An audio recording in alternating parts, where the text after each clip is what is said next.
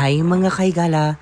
Are you planning to visit Cebu soon? At naghahanap ka ng mura at komportabling matutuluyan? Why not isama mo sa bucket list si Leoncia Apartel dito sa Basak, Mandaue, Cebu. At sila ay kilala bilang isa sa Red Doors partner. Halos bago lang talaga ang Apartel na ito. And so far, comfortable kami at very convenient dahil malapit lang ito sa airport, around 15 minutes. Malapit sa Pacific Mall, malapit din sa isang fast food chain, at of course, malapit din sa gas station. Konting lakaran at along the highway na rin siya. With free wifi and Netflix rin sila.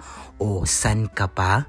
Kung nagbabala kang mag-commute, very accessible din ito sa jeep. Ang kagandahan din dito sa Leoncia Apartel ay very approachable ang kanilang mga staff. May available din silang water dispenser and very safe dahil may security din.